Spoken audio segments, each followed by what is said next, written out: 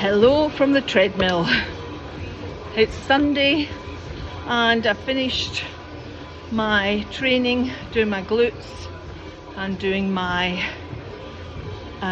legs in general, and I'm now on the treadmill. Nobody else is in the gym or I wouldn't be recording this. If anyone comes in, I will say goodbye. What's important and what I know from experience is that being consistent is the priority, not perfection.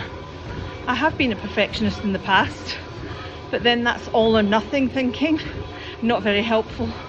Being consistent establishes habits that you can sustain, and I've been consistently going to the gym. I think it's for 2.5 weeks.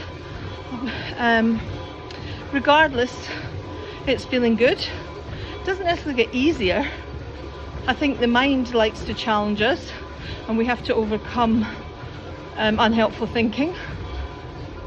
However, I know for myself having different goals makes it a lot more meaningful.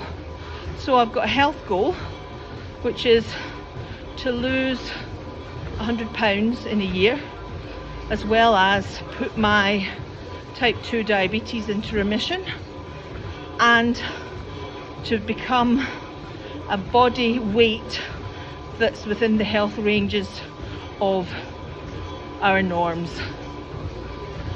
I have a lifestyle goal, which is to have the energy and fitness to launch and run my own business in the future, to finish writing my book and get that published, to run retreats, to coach individuals and groups, and to set up workshops in raw food. And my third goal is to share my well-being story with as many people as I can, with the idea that I'll support others, inspire others, and show them that despite your age, despite how many times you've tried before, that it's never too late to get up and try again.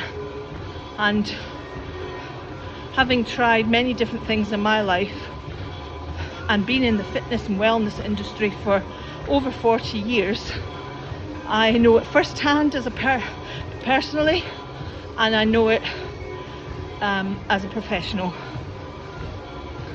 And regardless of which hat I'm wearing, I know that being consistent matters, trying again matters, and listening to yourself, your wisdom, and knowing that you matter makes all the difference.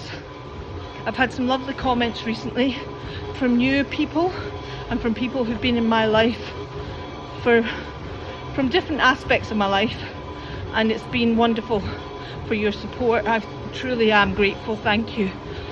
I think we all need support, whether that's family, friends, colleagues, or strangers. I've spent a lot of time on my own in the last 10 years. I'm not saying without support, but having to navigate new things in my life. And one of the things I haven't talked about is the past 2 years in particular. I semi-retired and I got a lump sum, and I used that lump sum to pay for a small extension to my kitchen dining room. Now, it should have taken 3 or 4 months, and after 2 years it still wasn't complete, and the business went into liquidation. I spent those 2 years living in my living room, surrounded by boxes, furniture, and using my sister's boyfriend's microwave to eat plant-based processed meals.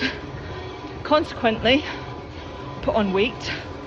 I was already overweight, but I put on more weight, and I'm still living in chaos because the work wasn't finished, and I'm having to save up now to tackle each job at a time.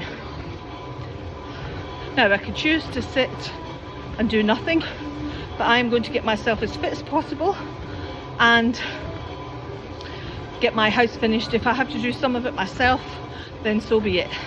But there are certain jobs I just cannot do, and because they're a specialist job. So at least the build itself and my home are standing and are fine. It's just the unfinished work that needs to be signed off by building control in order that I can then ensure the actual build. So that's part of the contribution of the stress that I've been under. And yeah, as I say, I've got a choice, and here I am. I'm moving forward after having quite a challenging time. But as they say, what doesn't kill us makes us stronger, and I'm determined. I'm going to get my house finished to the standard that I want, and I'm going to tackle each piece one at a time. How about you? Have you had any challenges this year? How are you managing that? Stress can be horrendous and take its toll on the body. People think just eat less and do more. It's not that simple. My body was high in cortisol through this constant stress that I experienced. Of course, eating processed meals, even although they were plant-based, they're still processed, took its toll on my body. And living in one room wasn't really that great for my mental health. However, I can go into the room that is my kitchen now. Just before my fall, I paid for the electrics to be done in the kitchen area, which meant I finally could use my kitchen. And I've had some angels in my life who've supported me to get the electrics, the kitchen, and various other jobs done. So I'm so thankful and grateful for those people who've helped me in many ways, financially, personally, and just listening. So it's amazing who becomes our cheerleaders in life when we're struggling. So I'm really, again, grateful for that support. Anyway, who supports you? How do you support yourself? Because we have to support ourselves at the end, because when it comes to anything in life, we're the only ones that can make it happen.